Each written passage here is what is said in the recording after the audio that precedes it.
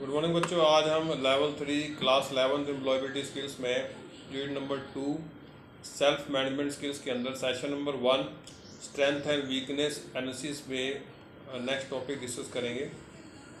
जो आपका next topic है आज नोइंग योरसेल्फ, खुद को जानना। Knowing yourself means understanding who you are. तो जानने का मतलब ये होता है यह समझना कि तुम कौन हो, तुम्हें क्या पसंद है, तुम्हें क्या नापसंद है, तुम किस चीज़ को नापसंद करते हो, क्या पसंद करते हो, तुम्हारा क्या किन चीज़ों में तुम्हारा विश्वास है, तुम्हारी क्या क्या मान्यताएं हैं, तुम्हारा बैकग्राउंड कैसा है, तुम किन चीज़ों को ज़्यादा अच्छी तरीके से कर पाते हो, किन चीज़ों को तुम अच्छी तरीके से नहीं कर पाते हो, किन कार्यों को तुम अच्छी तरीके से नहीं कर पाते हो। और सबसे महत्वपूर्ण ये है कि ये तुम्हें पता होना चाहिए, ये तुम्हें जानना चाहिए कि तुम कौन हो।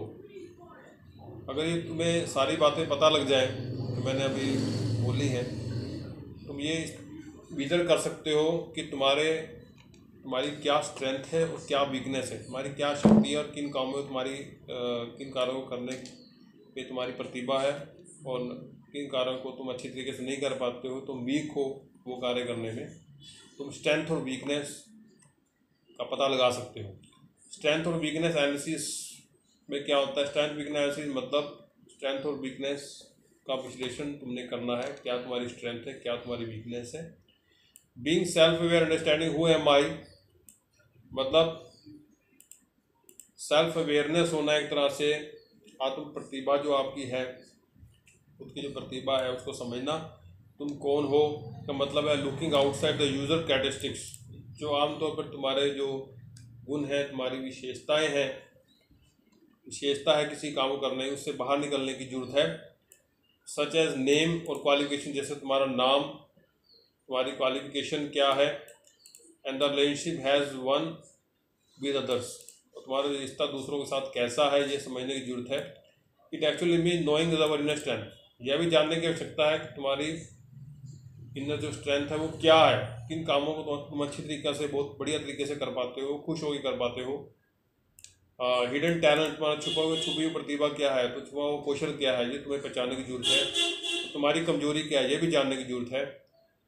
आगे समझते हैं स्ट्रेंथ और एबिलिटीज। क्या तुम्हारी शक्ति है, प्रतिभा है या योग्यता है तुम्हारी, और व्हाट डज, किन चीज़ों को तुम अच्छी तरीके से कर पाते हो, जिन चीज़ों में तुम अच्छा रहते हो, अच्छा परफॉर्म कर पाते हो। हर एक में वह प्रतिभा होती है, स्ट्रेंथ होती है। For example, a person is good at solving math problem. कई लोग ऐसे होते हैं जिनमें मैथ की समस्या को सुलझाने की प्रतिभा होती है, अच्छी प्रतिभा होती है, अच्छा क्रिकेट खेल पाते हैं। और कई में कमजोरी क्या होती है? कमजोरी उसको बोलते हैं एरिया इम्प्रूवमेंट, मतलब सुधार का जो क्षेत्र है उसको वीकनेस बोला जाता है। जहाँ पे कुछ सुधार किया जाना है, जिन कामों को करने में तुम असमर्थ होते हो, नहीं कर पाते सही तरीके से, उसमें कैसे आप सुधार कर सकते हो, अच्छा परफॉर्म कर सकते हो। तो ये आपने उस चीज़ को इम्प्रूव करना है। एवरीबॉडी हैज सम वीकनेस, हर एक की एक कुछ कमजोरी होती है, हर पर्सन की कमजोरी होती है। A person cannot wake up on time is not able to cope up with pressure. उदाहरण के लिए व्यक्ति, जैसे कि लोग ऐसे होते हैं जो समय पर नहीं उठ पाते हैं और काम का प्रेशर नहीं झेल पाते हैं, जैसे लोग भी होते हैं। By understanding our self we can, अगर आप इन चीज़ों को समझ जाओ, अपने आप को समझ लो,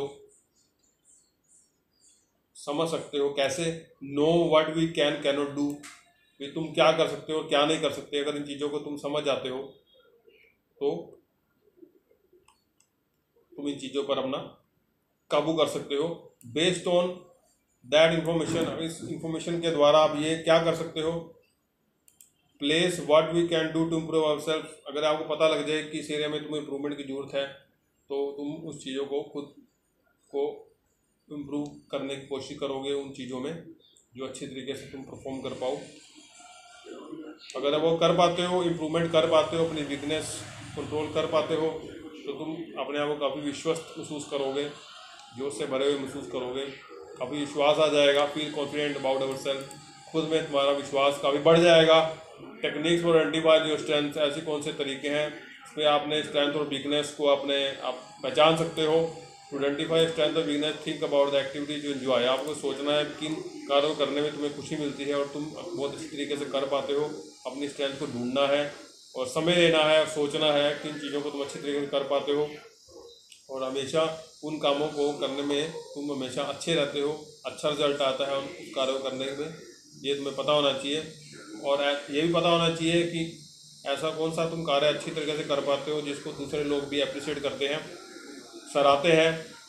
और तुम्हें अपनी कमजोरियों को ढूंढना कैसे है, उन एरिया को पॉइंट आउट करना है, उन एरिया क्षेत्रों को ढूंढना है जिसमें तुम संघर्ष करते हो और तुम्हें करने में मुश्किल होती है। और कुछ कार्य ऐसे होते हैं जिन कार्यों को करने के बाद तुम्हें फीडबैक मिले, प्रतिक्रिया मिलती है। प्रतिक्रिया ये होती है कि जैसे बॉस ने तुम्हें कोई काम दिया, तुमने काम कुछ अधूरा किया, ये सही तरह से कंप्लीट नहीं किया, तो प्रतिक्रिया आती है अच्छी तरह से काम करो भी, ये चीज़ें इम्प्रूवमेंट की हैं, तो इन चीज़ों को समझना चाहिए, तो इम्प्रूवमेंट करनी चाहिए। Be open to feedback, accept your weakness without feeling bad. हमेशा ओपन माइंडेड होना चाहिए, खुले विचार वाला होना चाहिए। जो भी तुम्हें प्रतिक्रिया मिलती है, चाहे वो सही है चाहे गलत है, गलती को स्वीकार करना चाहिए और उसको इम्प्रूव करने के लिए, सुधारने के लिए सक्षम रहना चाहिए, कोशिश करनी चाहिए, तभी तुम आगे सफल हो सकते हैं। आगे कुछ क्वेश्चन दिए हुए हैं, अपनी स्ट्रेंथ और वीकनेस को पा सकते हुए am I different from other, हम दूसरों से अलग कैसे हैं, कैसे हम दूसरों से बेहतर बन सकते हैं। और लोग मुझ में ये हमें जानना चाहिए कि जो लोग हमें क्या पसंद करते हैं वो हमें करना चाहिए, और कौन सी ऐसी चीज़ें हैं जिसके द्वारा हम आगे बढ़ सकते हैं, और कहाँ हमें चिंता होती है, कहाँ हमें संघर्ष करना पड़ता है, वो एरिया में ढूंढने चाहिए, उनमें इम्प्रूवमेंट करनी चाहिए। और ये भी देखना चाहिए कि दूसरे लोग ऐसे कौन से एरिया जिनमें हम अच्छा इम्प्रूवमेंट, जिनमें अच्छा परफॉर्म नहीं कर पाते, दूसरे लोग अच्छा परफॉर्म कर पाते हैं, वो कैसे कर पाते हैं, क्यों कर पाते हैं, ये सोचना चाहिए, ये देखना चाहिए। और दूसरों से सलाह लेनी चाहिए, भाई क्या काम करके हम अपना जो भी क्षेत्र है जिनमें हम सुधार नहीं कर पा रहे उसमें कैसे इम्प्रूवमेंट हम कर पाएंगे, किन तरीकों को अपना के हम इम्प्रूवमेंट कर सकते हैं। ऐसे हमारी कुछ एबिलिटीज़ होती हैं, इंटरेस्ट होते हैं, रुचियाँ होती हैं, योग्यताएँ होती हैं, उनमें कुछ अंतर होते हैं।